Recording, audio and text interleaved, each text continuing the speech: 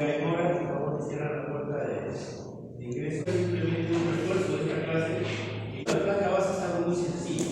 El día de hoy, todos ustedes se van a sacar su práctica de laboratorio ya con el modelo definitivo y yeso tipo 4. El modelo definitivo y yeso tipo 4 no es un modelo que prácticamente se deteriore con facilidad, pero se puede romper también porque al final de cuentas es yeso. Correcto, así se oye yeso traduco, tipo 4. Correcto, es un yeso que se puede deteriorar. El acrílico muchas veces se mete a zona retentiva y al meterse a zona retentiva lo que va a suceder es de que lamentablemente puede romper el yeso. Entonces, ¿qué es lo que tenemos que hacer? Bloquear la zona retentiva. Y acá ese término, vean que estoy mencionándolo, bloquear significa eliminar la zona retentiva. Muchas veces se confunde eso con aliviar. No estoy aliviando. El alivio que ustedes han hecho para la cubeta individual es un alivio de cera uniforme de un mismo grosor en áreas específicas. Ahí no están eliminando la zona retentiva. Quizás en algunos casos coincida una zona retentiva con la zona de alivio, pero el término no es aliviar en este caso. ¿Por qué? Porque cuando se hace alivio es para evitar demasiada compresión de ciertos sectores. En la placa base lo que se hace es bloqueo de zona retentiva. Ahí sí necesito evitar que exista la zona retentiva. Por consiguiente, tengo que encontrar esa zona retentiva. Ahí ustedes tienen el maxilar superior de un paciente. En el tipo 2 quizás no se encuentre, pero en un paciente se encuentra con facilidad. En la zona anterior del borde auricular en el maxilar superior, en la zona de la tuberosidad, como ven que está marcada, ahí se ha puesto cera amarilla o rosada para bloquear la zona retentiva. Y de esa forma el acrílico no se meta en ese sector. Y a la hora de que se retire el acrílico, salga la placa de acrílico con facilidad. Para eso tenemos, por supuesto, que colocarle el aislante para acrílico, y si no tiene zonas retentivas, no hay ningún problema que salga la placa con facilidad. Hoy día quizás lleguen hasta la placa y comiencen a hacer el rodete de oclusión y control, ¿no? Una vez aliviado, entonces se aplica de la misma forma como hemos hecho con la cubeta, pero ahora sí, por favor, no utilicen yeso en la mezcla del acrílico, que es acrílico puro. Generalmente en las partes prácticas se estila utilizar acrílico transparente para poder visualizar adecuadamente las zonas de baja. Puede utilizar también acrílico rosado, que es lo que se utiliza regularmente en un laboratorio. ¿Correcto? Pero se han dado cuenta que el acrílico transparente con una cierta facilidad cuando tenemos que marcar las líneas de delimitación del rodete de oclusión y control. No he marcado la hora porque estoy ahorita con mi celular en conferencia directa y le agradecería por favor a la delegada que faltando 10 minutos me avisen para poder controlar el tiempo. ¿Okay? Bueno, ahí tienen ustedes cómo se aplica el acrílico. Puede ser con mezcla directa, haciendo la aplicación de sal y pimienta, o en todo caso mezclándolo en tape y aplicándolo por capas. Pero recordemos que esta es una lámina de acrílico que tiene que ser delgada, no puede ser muy gruesa. ¿Se acuerdan cuánto debía de tener de grosor la cubeta individual? ¿Se acuerdan? 2 milímetros, ¿cierto? Que incluía inclusive 1 milímetro de ceramida en algunos sectores. En este caso, el grosor de esta lámina es de 1 milímetro. Es muy delgada. Y eso es delgada, ¿por qué? Porque simplemente actúa como un soporte para los dientes posteriormente. ¿Quién va a permitir ese soporte? Es el rodete de oclusión y contorno que vamos a hacer sobre esta placa. Entonces ahí tenemos ya terminando la placa, ¿cierto? Está acabando la placa y se espera el tiempo de polarización. Es recomendable, si tenemos olla de presión con uso acrílico rápido, meterlo a la olla presurizada, como hacen en ortodoncia para los aparatos removibles, ¿no? O en todo caso, dejarlo medio ambiente, pero tapado, para que la volatilización del monómero líquido no sea tanto y se permita un ambiente en el cual haya una saturación adecuada del acrílico y el acrílico pueda polimerizar adecuadamente. Recuerden que es de autopolimerización. No se utiliza acrílico de combustión completa por default. Este alcance no es un acrílico de combustión completa, es un acrílico de autopolimerización convencional. En el caso del inferior, igual. ¿Dónde están las zonas retentivas en el caso del maxilar inferior? En el caso del maxilar inferior, las áreas retentivas son específicamente la zona distolingual, que hace un socavado en el modelo, y eso tiene que ser bloqueado también de la misma forma como el maxilar superior. Al ser bloqueado, ya no vamos a tener problema que la placa se atraje en el modelo, va a salir con facilidad. Siempre recuerden hacer el aislado de su placa. Y listo, ya tienen la placa inferior, es la placa de la placa inferior. Lo que tendríamos que hacer es retirarla, recortar los excesos. Muchas veces a los excesos se le da el nombre de rebaba, pero en realidad tenemos exceso de acrílico, porque eso sería ideal probarlo en la boca antes de hacer el rodeo. ¿Por qué? Porque muchas veces el paciente tiene una reacción muy grande y con suma facilidad las sensaciones musculares botan. Pero ¿qué pasa cuando nosotros mandamos a hacer al laboratorio un rodete de oclusión y control? Ya viene la placa con el rodete. Entonces hay que tener cuidado porque la placa no vaya a interferir con las sensaciones musculares. Hay zonas donde hay que por ejemplo, hay zonas que no son sensaciones musculares, en las cuales puede interferir también. ¿Cuáles serían estas áreas? Los frenillos. ¿Por qué? Porque el frenillo, recuerden que a la hora de hacer el periférico, nosotros lo hemos manipulado, como ustedes saben. ¿Se acuerdan? Y al manipularlo le damos el espacio, pero muchas veces ese espacio no es lo que necesitamos, es muy corto y está comprimiendo. Entonces basta que el paciente abra un poquito la boca, tense un poquito el frenillo y ¡paf! Bota la boca. ¿Qué tendríamos que hacer? Darle espacio al frenillo. Entonces se desgasta la zona de la. Y eso también se hace cuando ya la dentadura está terminada. Hay un desgaste que hay que hacer porque muchas veces es un motivo de que la placa, las bases de la dentadura se suelten. Bueno, y de ahí pasamos al rodete. Y aquí viene la parte importante. En el rodete, que tienen ustedes el modelo de yeso al cual ustedes van a trabajar. Por supuesto, todas estas líneas son solamente para efectos académicos para que las vean. Lo que se hace es delimitar las líneas sobre la placa base y proyectarlas al zócalo del modelo. El zócalo del modelo es esa área que tanto hemos estado defendiendo desde el principio, que viene a ser la extensión del tejido blando hacia la parte exterior. Si la vemos, vendría a ser esta zona de acá. ¿Se aprecia la flechita? ¿Se ve o no? No sé si la flechita se ve.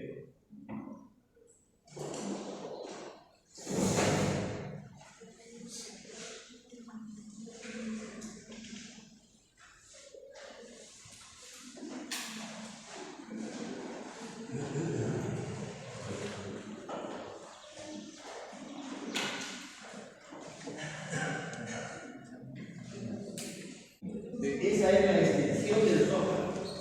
Y si se da cuenta, hay algunas marcas, unas pequeñas líneas, unas rojitas, son las extensiones que se han hecho del marcado de las líneas en el zócalo del modelo. Pero lo que voy a referirme ahorita es al marcado de estas líneas. ¿Cómo se da el marcado de estas líneas? El marcado de estas líneas, comenzamos con la línea media. Una vez que se ha marcado la línea media, que viene a ser la línea media de la papila, por el sector anterior y la zona posterior entre las dos foviolas palatinas, ella conoce cuáles son, me sirve como punto de partida. Luego, ¿qué hago? Identifico la papila incisiva. Una vez identificada la papila incisiva, yo voy a poder trazar líneas perpendiculares a la línea media. La primera sería la que pasa a la mitad de la papila incisiva, que es la línea A. Esta línea A va a ser una línea de referencia en base a la papila. Por ende, si la papila cambia la línea. ¿Correcto? Entonces van a haber papilas pequeñitas, papilas redondeadas, papilas ovaladas, papilas grandes, que van a hacer que mi línea sea con eso. Ahora, si se dan cuenta, la eminencia canina, vean dónde está la eminencia canina, está por detrás de la línea. haga una línea de referencia de ese sector, tengo que tener la línea. Ahora, al centro del cruce es el punto de referencia para poder establecer hacia adelante hasta dónde puede llegar el borde del rodete de oclusión y contorno. Y para eso se marca un punto, que es el punto O. Ese punto O que está marcado en el modelo, que está marcado en la placa base, ¿qué representa? Si ustedes tienen dientes, viene a ser lo que correspondería al borde incisal de los dos incisivos, central y superior. O sea, es el punto que me da la inclinación adecuada del rodete en el sector anterior. ¿A dónde se ubica? A 8 milímetros, como dice ahí, de la intersección de la línea A con la línea media. Una vez realizado eso, trazo la línea B. La línea B debe ser tangente a la imagen de la papila. Vean ustedes ahí que no está tangente, está ligeramente más atrás de la marca de la papila. ¿Por qué? Porque dependiendo de la papila yo puedo correr esa línea ligeramente hacia atrás. ¿Con qué finalidad? Con la finalidad que coincida con las evidencias caninas. ¿Por qué? Porque esta línea B es importante para marcar la ubicación posterior del canino. ¿Ok? ¿Cuánto lo puedo correr de la tangencia? Máximo hasta 5 milímetros. Una vez realizado eso, identifico las tuberosidades. Ahí atrás se pueden aparecer las tuberosidades. Y las tuberosidades van a ser el punto de inicio para poder identificar la tercera línea, que es la línea C. Entonces, ¿qué hago? Esta línea C va a ir desde atrás hacia adelante, de la cima de la tuberosidad, o sea, de la parte más alta, hacia la intersección con la línea B. ¿Correcto?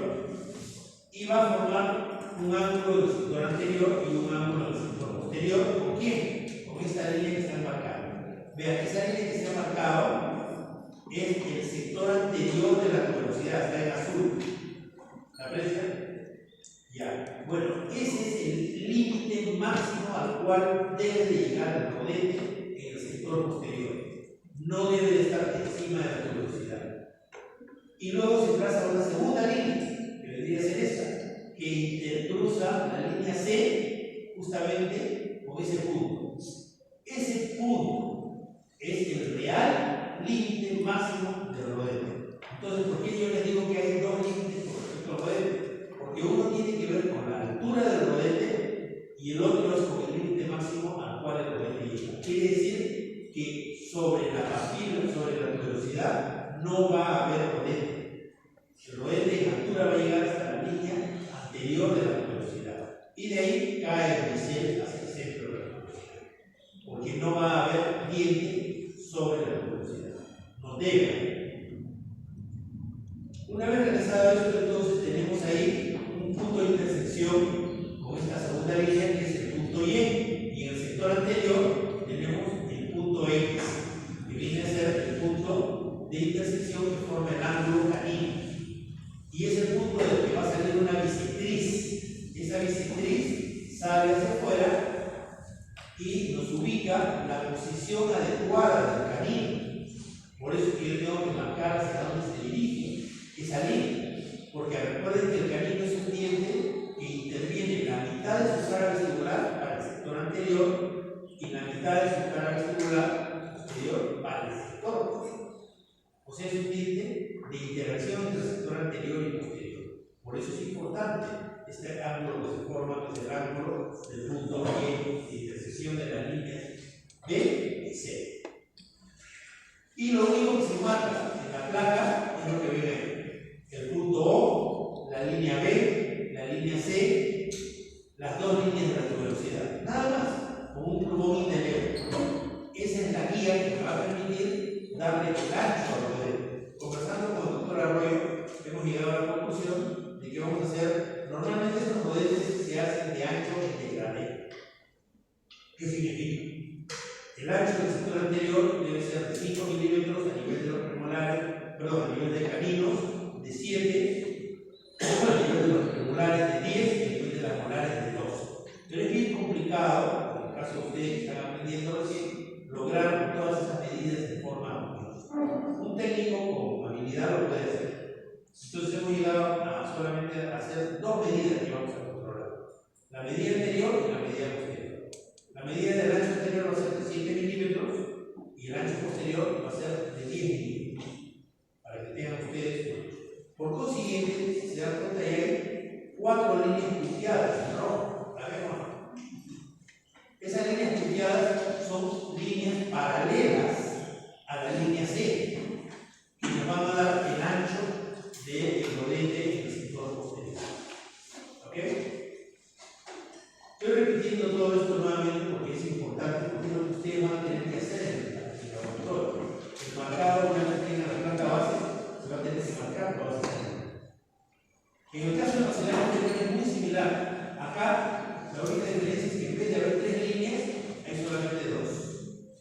La línea A y la línea B. Y cambian de ubicación. ¿Cómo hacemos? Igual que en el acelerador superior. Primero que marcaríamos la línea media. No tenemos la papila incisiva como referencia. Entonces, ¿qué cosa es lo que se hace? Marcamos la papila piriforme como referencia. Pero recuerden que según la literatura, el 50% de la papila piriforme muchas veces no se encuentra, no se aprecia. Pero es un elemento muy importante para el marcado de la referencia. Entonces, en el sector donde se encuentra, que es la zona de terminación de la línea oblicua interna, ya sabemos dónde está cuando no encontremos la papila piriforme. Ya sabemos dónde podemos ubicar y marcamos la forma tentativa que tiene la papila piriforme. Vean que no le digo papila molar en ningún momento porque no hay molares. Bien, hecho esto, me sirve de punto de referencia para poder marcar la línea A. En este caso, lo que era para arriba de la línea C, acá se llama línea A, en el inferior. Esta línea A ya tiene un tope posterior que es la mitad y la cima de la papila piriforme. ¿Cuál sería la línea de intersección del sector anterior? La línea B. ¿Y cómo sale la línea B? Muy sencillo. La línea B se ubica a 2.5 milímetros. En el caso de ustedes va a ser un poquito más porque estamos indicando que el ancho del rodete sea de 7. Cuando el rodete es de 5 milímetros, se ubica a la mitad. Exactamente la mitad al sector posterior y la mitad al sector anterior. Entonces, ¿mitad de qué? De la cima del reborde. Entonces, esa línea se ubica a 2.5 milímetros de esta línea curva que es la cima del reborde. Entonces, si yo marco esa distancia va a ser de 2.5. ¿Por qué? Porque 2.5 también va a tener hacia adelante. ¿Cuál es la suma de 2.5 más 2.5? 5 milímetros. ¿Se dan cuenta?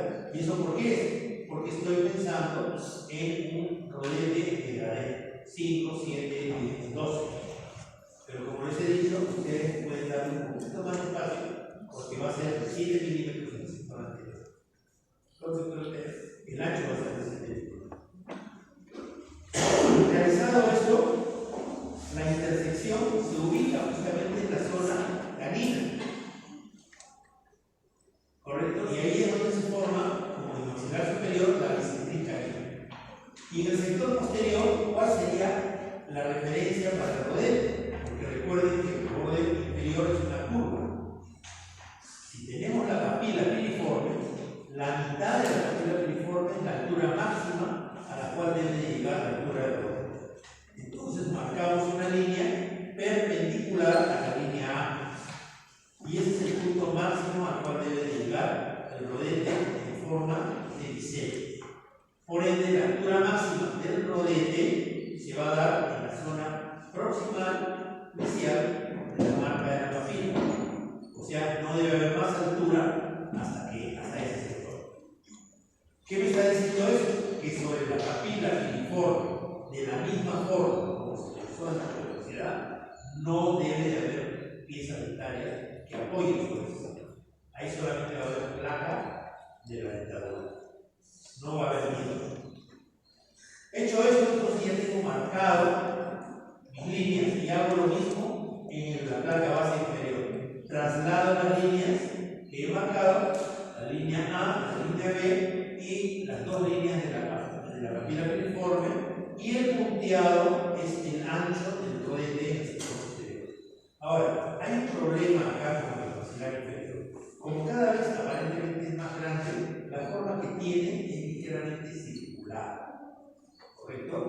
Por consiguiente, no se debe llevar por esa forma circular. En algunos casos el rodete va a estar en la misma cima del borde y en otros casos va a estar ligeramente fuera del borde. Pero esa es la forma en la cual nosotros debemos entenderlo para que la interrelación del rodete inferior con el superior sea adecuada. Porque si no hacemos eso, el rodete inferior va a seguir la forma del borde y va a estar en medida cruzada. ¿Cuándo corregimos eso? Cuando coloquemos los dientes. ¿Okay? Bien, algunos cambios y modificaciones, vean ustedes, ahí tenemos distintos tipos de papilas, ¿no? La papila normal, una papila pequeña, una papila ovalada, una papila redonda grande, ¿no? Cambia la forma. Ahora, tenemos alteraciones del tamaño de la tuberosidad así. Ya, perfecto. Ahí tenemos las distintas formas de variación de los rodetes, de las tuberosidades. Una tuberosidad pequeña o una tuberosidad grande. Si como los caballos pienso solamente de una forma, en colocarlo, como he dicho teóricamente, me va a salir horrible el rodete, porque va a salir de forma, va a salir muy metido. Y vean lo que sucede si es que hago esto. La línea C va muy metida y voy a tener un espacio muy pequeño en el sector anterior.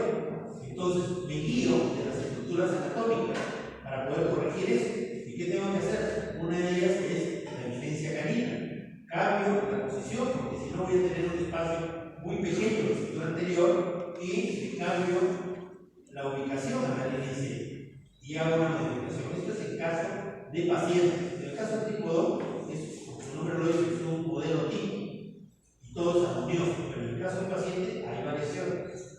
Y esto, al corregir la línea, vean cómo cambia. La línea B se va más atrás y puedo obtener un mejor espacio en el sector anterior, ¿no? Vean cómo cambió el espacio.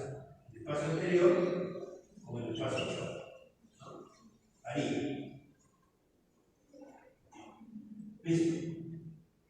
Ahora, ¿cómo se hace el rodete? Esta es ya la parte técnica que normalmente hace un técnico, ¿no? Utilicemos una lámina de cera usada para laboratorio, que no sea excesivamente dura, como las láminas parafinadas, que son para registros. Recuerden que decir lámina, ¿cuál es la marca que a ustedes les encanta? ¿Cómo se llama la lámina de cera rosada? La cara, ¿no es cierto? Pero cada vez es marca. Es como que me digan Volkswagen. Volkswagen es marca. ¿Acaso no hay el Golf, el Polo, el Caravaggio? Son distintos modelos. Así se conoce. Tenemos cera para registros, cera para rodete, cera para encerado. Son distintas ceras. Mientras más dura, es buena para registro, pero es mala para los rodetes. ¿Por qué? Porque tenemos que enrollar la cera. Si ustedes compran las ceras ya hechas con rodete, esa cera tóquenla y es recontra blanca. El rodete debe ser duro. Por consiguiente, el rodete tenemos que conformarlo como un rodete, como su nombre lo dice, quemando la cera y enrollando. Podemos hacerlo a lo largo de la lámina o al ancho. Si lo hacemos a lo largo, quizás necesitemos dos láminas. Si lo hacemos al ancho, quizás una sola, pero incrementando más hacia la zona distal. Una vez que se ha calentado y se ha hecho el rodete, tenemos que darle las alturas adecuadas. Y esto es importantísimo. ¿Por qué? Porque ya tenemos las líneas de guía para hacer el rodete. Y lo que vamos a hacer es colocarlo y quemar la cera para que se una bien a la placa base. Podemos desgastar un poco la placa base para que la cera se quede mejor y darle las medidas adecuadas. Ya. La suma del rodete superior con la suma del rodete inferior, según Macrae, debe ser de 40 milímetros, 22 para la altura del rodete superior y 18 para el rodete inferior. Tiene que estar en relación con los tejidos blandos. El rodete superior puede sobrepasar ligeramente el borde inferior, el labio superior, y el inferior debe estar a la altura del bermellón. Aspectos clínicos que hay que tomar en cuenta, ¿no? Así es como nos entrega el rodete y eso tenemos que comprobarlo un poco. La relación entre lo posterior y la relación lateral. Recuerden que el rodete tiene dos funciones, su nombre lo dice, rodete de oclusión, que es el que nos va a dar el aspecto crucial, y el rodete de contorno, porque nos va a permitir la relación con los tejidos blandos. Ahora, si hay que hacer alguna alteración, eso depende de la dirección del paciente. En el libro de Henning y Kunder viene esta modificación que nos propone, en la cual se puede hacer una ligera modificación de las alturas. Pero vamos a la altura del modelo líquido. ¿De dónde a dónde medimos? De la parte más profunda cerca del frenillo. Ahí se tiene la altura de los 22 milímetros. La altura. Y en el sector posterior, ¿a qué altura debemos medirla? Ya lo sabemos. Hemos hecho una marca, ¿se acuerdan? Mesial de la marca de la tuberosidad. Hasta esa altura debe llegar. Más atrás no debe haber más de 22 milímetros. Pero en este caso la medida ya no es 22, es de 18 milímetros. Porque hay que dar cierta inclinación. Adelante 22, atrás 18. Eso está acorde con la inclinación del plano cruzado. En el caso del maxilar inferior, igual. La zona más profunda, más cercana al frenillo, ¿cuánto debe medir? 18 milímetros, ¿correcto? Y la altura. La altura posterior, ¿cuál es la marca? La mitad de la papila piriforme. Entonces, de esa forma, vamos conformando nuestros rodetes. Y el rodete, una vez conformado, nos faltaría dar el ancho. Ahí tienen ustedes el ancho en el sector anterior, como es de 5, de 7, de 10 y de 12, ¿correcto? Ustedes no van a utilizar 4 medidas, van a usar 2 nada más. 7 adelante y 10 atrás. ¿Ok? Para que sea más sencillo. Se mide desde el fondo del surco, o sea, desde el fondo de la platina. No se mide en la zona de la placa base, que si no tenemos distintas alturas. Ahí tenemos el caso ya de la medida del rodete para poder establecer. Y trabajar de forma armoniosa toda la parte de inclinación del rodete superior a expensas del punto O, del punto O, que nos permite la inclinación. En el caso del maxilar inferior, pregunto, ¿hay inclinación o no? No hay inclinación. El rodete inferior es recto, bien recto, no puede haber inclinación. Listo, ya tenemos a nuestro rodete y lo que tenemos que hacer es llevar el rodete a la boca del paciente y viene la segunda parte, controlar, aparte de la oclusión, el contorno. Recuerden que existe un colapso del labio. Y al existir un colapso, nosotros tenemos con el rodete devolver la forma que tiene el paciente. Puede ser que hayamos hecho demasiado grueso el rodete o muy inclinado y eso hace que el labio se vaya hacia adelante. Ahora, todo lo contrario, el labio se vaya hacia atrás. Y tenemos que ir viendo la posición del labio superior e inferior y carrillos y a la vez no perder la relación de sobrepase del rodete superior con respecto al rodete inferior. Estos son aspectos que se ven en la clínica. Esto lo van a poder ver solo en el paciente. Luego, para poder hacer esto, es muy sencillo, se le echa un poquito de agua al paciente, porque muchas veces se le atraque el labio, se levanta y se suelta el labio, y tenemos que ver la relación del rodete superior. Ahí tienen en pantalla, por ejemplo, el rodete superior muy corto y el rodete inferior muy largo. ¿Cómo tiene que ser? Como se ve en la diapositiva del lado derecho. El rodete superior que sobrepase ligeramente el bermellón y en el caso del rodete inferior a la altura del bermellón. Ahora, eso cambia según la edad. Un paciente entre 50 y 60 años es un paciente considerado joven. Por ello puede sobrepasar el labio hasta 2 milímetros. Un paciente de 70 a 80 años ya es un paciente de mediana edad. Por consiguiente, el rodete no debe sobrepasar tanto, solo 1 milímetro. Y si el paciente es mayor de 80 años, ya es anciano, por consiguiente, tiene que estar a nivel de bermellón en el caso del maxilar superior. O sea, son valores que cambian dependiendo del paciente. Porque si no se va a ver mal. Imagínense una señora de 90 años enseñando la mitad de los dientes. Sería horrible. No va a acorde con su edad. Ahí tienen ustedes el caso de un rodete bien conformado, acorde con el correcto perfil que debe tener. Y ahí tienen ustedes el sobrepase del borde superior del bermellón. Vean ustedes, se ve con la punta, se ve más o menos entre 1 a 2 milímetros, porque la paciente es joven, ¿no? Una paciente más joven, vean ustedes, puede sobrepasar pasar un poquito más. ¿Okay? Bien, estas son cuestiones de sustento teórico que se hicieron. Podemos hablar sobre eso ya en la tabla de clases. ¿Cómo se controla el rodete en el paciente? Para eso tenemos un plano que se conoce como plano de Fox. Ese plano de Fox es un plano que se apoya en el rodete superior para poder establecer la real altura clínica del caso. Yo le he dado 22 milímetros adelante y 18 atrás, pero eso es lo que le conviene al paciente. No, tiene que ser el plano crucial que el paciente necesita acorde con su plano de Camper. Y el plano de Camper es individual para cada paciente. El plano de Fox, que es una herramienta, nos ayuda a encontrar. ¿Qué tienen ustedes cómo se utiliza en relación con el plano de Camper en el plano sagital? Se coloca apoyando en el rodete y tienen que ser paralelos. El plano de Camper, ¿de dónde a dónde va? De la mitad del clavo a la de la nariz. ¿Correcto? Entonces, por consiguiente, en el plano lateral debe de ser con esta característica. Y en el plano anterior, lo que tenemos que hacer es que el plano esté acorde con la línea bipupilar, de pupila a pupila. Si nosotros vemos que uno de los dos lados es más alto o más bajo, la línea del plano de Fox se va a ver alterada. ¿Ok? Por consiguiente, hay que corregirlo. Y eso depende de las alturas que nosotros vayamos dando. Podemos bajar el rodete o subir el rodete, pero a la altura, dependiendo del caso de cada paciente.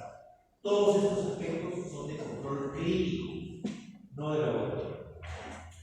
Y ahí tienen ustedes la corrección en la cual se ha hecho con la línea bipupilar en el sector anterior y con el plano de Camper en el plano lateral.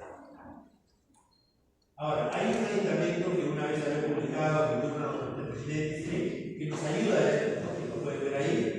Es un tipo de plano que tiene ya marcadas unas rayas y unas láminas plásticas que simplemente son rebatibles, ¿no?